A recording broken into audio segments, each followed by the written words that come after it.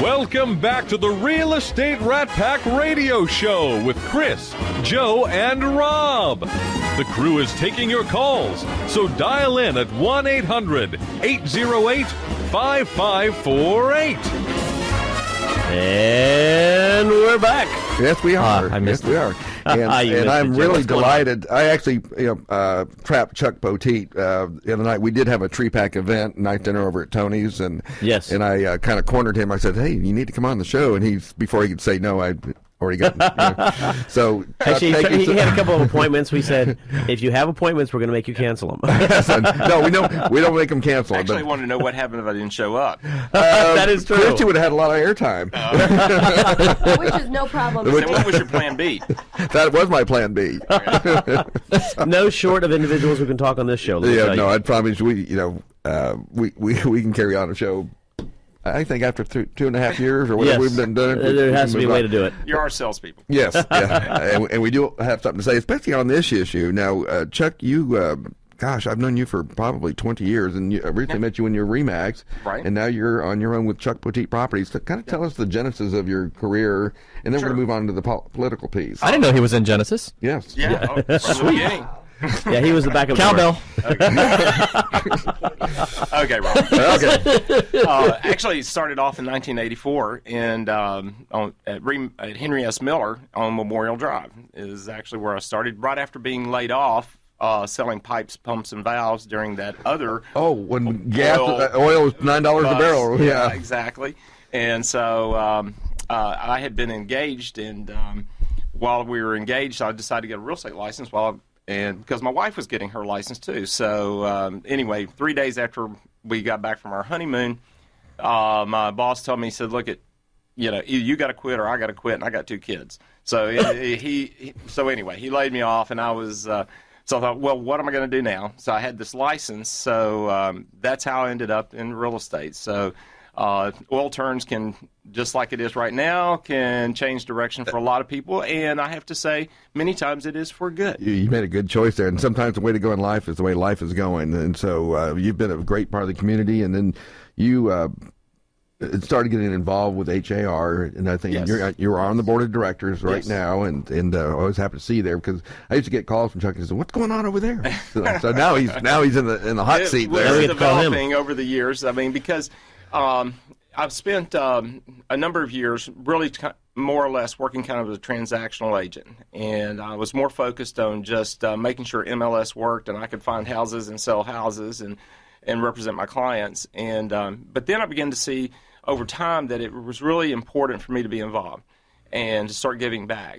And so that's when I decided to get involved with HAR and run for board of director position and try to have a voice.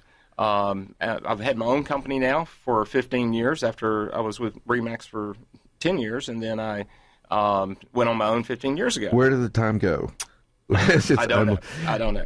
Well, they're always bragging, I teach classes and things. I always use you as an example about setting boundaries and stuff because you have 9 open houses going today. And most people go, why aren't you doing open houses on Sunday? Sunday is your day. Right.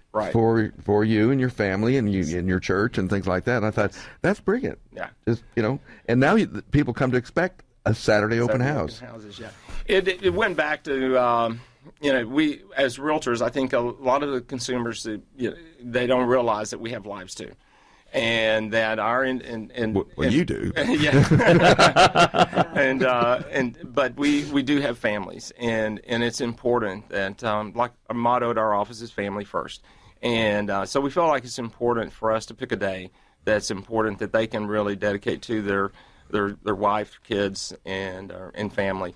And so I thought, well, what can I do different if we're not having Sunday open houses? And so I thought, well, who said we can't do it on Saturday? So we started the Saturday open houses, and at the beginning it wasn't great, but now it's working well. And we do have 9 open houses today, starting from 1 to 3. Okay.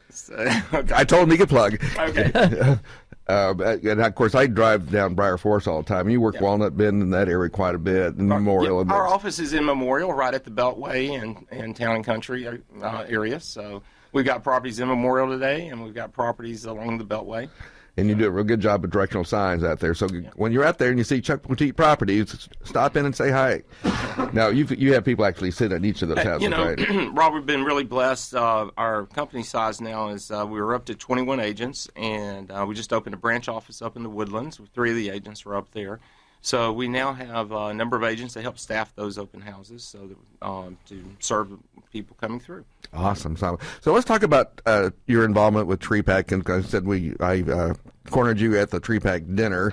And, what made you start getting involved with that aspect of it? Once again, it was. I felt like it was time to give back to my industry. And just this past month, we were actually a part of went to Scottsdale, Arizona, as a part of the President's Club, and for the Realtor Party, because you can give not only to Tree Pack, but then if you want to go beyond Tree Pack and give additionally to the National Fund, you can, and you can join the President's Club. I think to me that kind of raised the bar for helping understand what's going on as a nation. Could you explain it to me? Yeah. Well, understanding our just the importance of our involvement. I liked one of our speakers was Johnny Isaacson from Georgia, and I think he really he said it all when he said, "If you don't have a say in your business, then someone else will." Yeah. And if we just kind of embrace that thought and look at it, then that's where everybody is. Yeah, the other one is if you're not at the table, you're on the menu. Yeah, exactly. So really, our involvement in politically is so important, and I think especially for and my shout out to other realtors today is to get involved. And I think what makes us unique in the country is that we are actually in the grassroots of the heart and soul of America. When you think about it, we're working with first-time buyers. We're working with the estate, the kids, the siblings selling their parents' home. We're working with people that are sizing up, sizing down, going through death or divorce or all the issues of life. And I think we get a clearer understanding of what's happening in their lives as they're dealing with real estate. And so I think that makes us unique to be involved in politics. We understand how to communicate to those in politics what the needs of America are, and I think that's, like I say, I think that's what really very well stated. Yeah, I was going to say, Yeah. very salient point. Yeah. Did you rent that word for the I day? did. I have to have it back on Tuesday. On Tuesday. Well, then you get to use it a few more times. I'm going to throw it in. Yes. Might as well get your money's worth out of Yes. that. Yes. I think that was Salient observation, Rob. we do touch on our lives, and I think we've often talked about that we aren't vocal enough about what realtors do for the community, right? And one of them is politics and how we've gotten involved and how we've actually, again, when we go work on an issue, it's not a self-serving issue, right? It is always about property rights and how to protect them. Well, Rob, it goes beyond that. I think if we think about all the taxes, it's not just property tax. Everybody's affected in some kind of way, from insurance to the utilities, water rights, all the way to just transportation, everything. It's not just about real estate. I think our involvement touches every area. Yeah, well, we often talk about, real estate really pretty much touches everything, and everything touches real estate. I mean, you got to have a place on the planet, and your little patch of land there to conduct any kind of business. So it does impact all business and things like that. So, what are your key issues legislatively that you're seeing that you're really concerned about?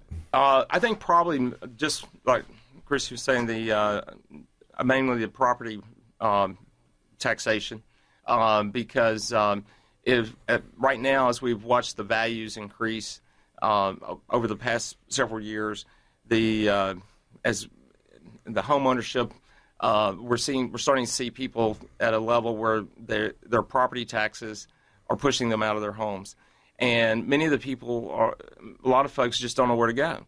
And so because of the taxation, they're faced with either hard scenarios where they just don't they don't know where to move. Recently, just had someone that did a reverse mortgage on their property, and now they realize that they're drawing to the end, and actually the kids are starting to show up at mom and dad's house and finding out that the parents took out these reverse mortgages, and they're all of a sudden seeing the ramifications of that. Yeah, they're not for everybody, Right. but they're a vehicle that can do some good for some people, especially if you had the house paid off and then Right. you're already in your 70s and 80s. Right. But if you start off, you can do it as early as 62 years of age. Right, but the taxes are starting to escalate. Yeah, a bit. and so that's quite an issue, doesn't it? I'm sorry, and also to mention appraisal reform. I think as an industry and the public, we're seeing more appraisal issues right now than I have seen in years. And also the CFPB, which is the Consumer Financial Protection Bureau, we're not going to see the impact of that on real estate until after August. But the prediction now is it will tack on at least 10 days on any transaction involving a mortgage. And that is the probably conservative side Yes. of that. Yep. And I don't think the consumer is aware of the impact that that's going to have on home ownership as of August. So, there's so many issues that impact our consumers, and we are the grassroots effort, like you said. So, Yeah, and talking about CFPB, I always talk about this in classes. Like, hi, I'm from the government. I'm here to help. Their intent is to protect consumers, but what they've done, they're actually going to tack on a lot of additional costs onto that, because I understand appraisals are going to escalate in values because they're holding people more accountable to the comparables that are being used in the appraisals, and so that's going to escalate those costs, and so the costs are going to increase on that. And it's all because of Dodd-Frank. Well, I'm going to give you an example, because obviously we're talking about TreePack today, and I'm going to give you a good example about why it's important to support an organization like your local realtor and more importantly, the TreePack. The mortgage industry has the weakest pack known to man, by the way. I'm just being honest with you. We there. actually fought one of your issues a couple years ago. Oh, exactly. We have the weakest pack known to man. And one of the Pac-Man? things that happens Is right there there, Pac-Man? yeah, Pac-Man, right? Okay. And one of the things, for example, that has happened is as changes have been put in place, and some of them were merited and some of them were good. So I'm not going to say that all the changes that have taken place over the past 5 years in the mortgage industry have been bad. It's actually been very good for us, and I do like some of the stuff that's gone on. However, one of the things that's happened, though, there's a lot of stuff I dislike about what they put in place. And one of the things that they've done, they've had an unintended consequence that has impacted the consumer quite drastically. The consumer doesn't get as good a deal anymore as what they could have prior to. And the reason why is the unintended consequences on the changes that they've made. And so one of the things that the political action committees are very important for, especially TreePack, is about addressing these. Educating the And legislators. educating the legislators about what's going on, and the consumers, as you're mentioning, as to how this is impacting you. Because there are a lot of changes that are going on, and we mentioned that, August 1st, there's a big change coming up. We'll talk about that in a minute. That's going to, again, impact the consumer again. That the end consumer, I think, doesn't realize, well, why is this going to take longer? What if I'm relocating? What if I have to sell? What if I have to change? What if I have to sell my home? Look at all these tangible items, and intangible items are going to end up coming into play after that August 1st deadline.